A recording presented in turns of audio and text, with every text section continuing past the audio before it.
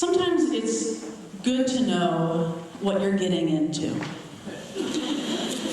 And sometimes you feel like you don't really know what you're getting into. This is our first Sunday together with me as your official called minister, as I said.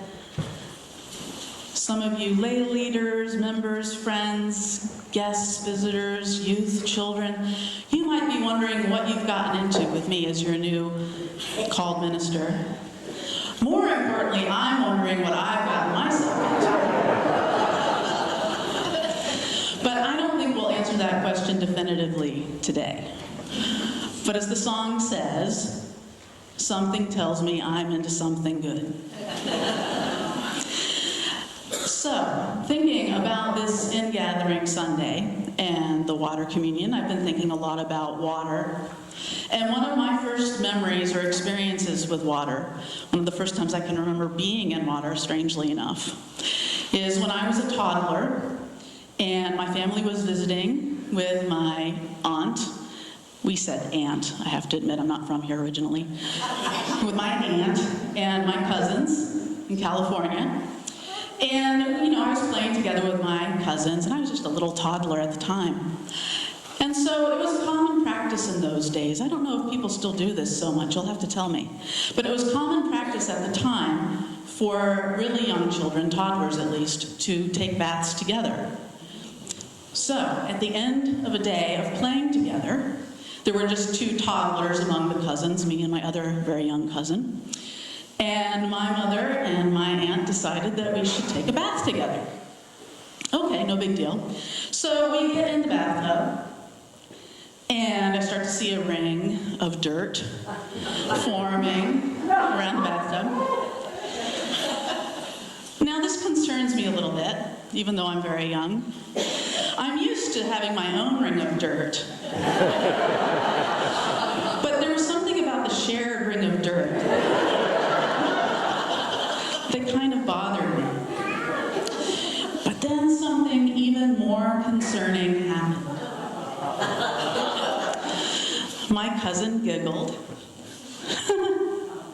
And she said, "Do you ever pee in the bathtub?"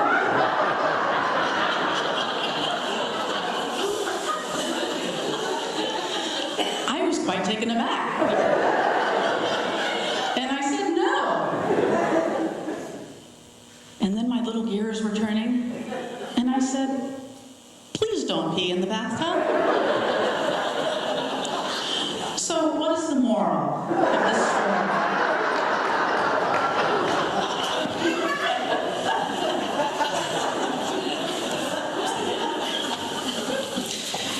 Do you know the moral? I thought somebody might come up with that. Don't pee in the bathtub. Not bad words to live by.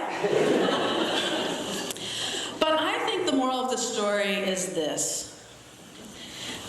We're all in the tub together.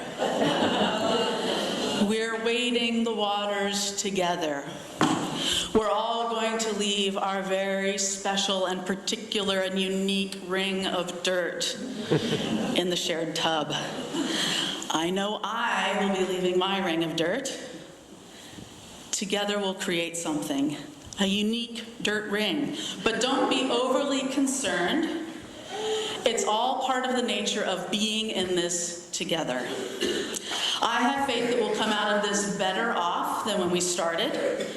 Not necessarily cleaner than we started out, mind you, but closer, more intimate, together with our hopes and with memories that we'll remember the rest of our lives. So thank you for letting me wade in the water with you, for letting me share this wonderful ministry. A moment ago we had our water communion. I know some people prefer to call it a water ceremony because some of the leftover association some people have with the word communion. You could also call it, if you prefer Eastern religious traditions, you could use the Sanskrit word yoga, which means the same thing, union. It's about being together. Communion literally just is union with, and yoga means the same thing. So call it water ceremony, water communion, call it water yoga if you prefer. The combined water is symbolic of our coming together from the four directions, from our many directions this summer, coming together from different sources. Water is in many ways, as we've heard this morning from Vicky's teachings, the ultimate source for us. Many present-day scientists speculate that water is necessary for any life to exist anywhere. Ancient people understood the importance of water too, not just for their daily existence, but even in a philosophical sense. I think of words from the Tao Te Ching, which is an ancient Chinese scripture attributed to Lao Tzu. It's the central scripture of Taoism. The words are, "The greatest good is like water. It flows even to the lowliest places where no one chooses to be. And so it is very close to the Tao, very close to the way, the source, the all in all." So ancient people understood that water is both mysterious and mysteriously central to our existence. I heard a similar concept put into the words from a 20th century person that you probably know, words that might be easier to grasp.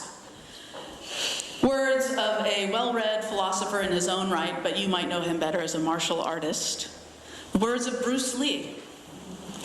Bruce Lee said, "Be like water. Empty your mind. Be formless, shapeless, like water. You put water in a cup, it becomes the cup. You put water in a bottle, it becomes the bottle. You put water in a teapot, it becomes the teapot.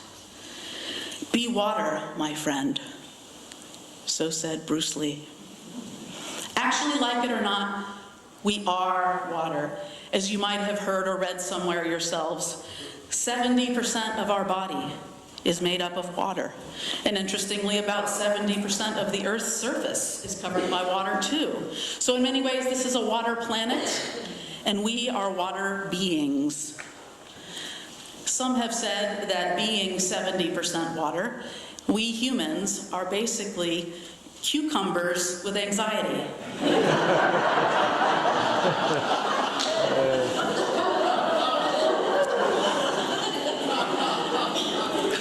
I think we're more interesting than that.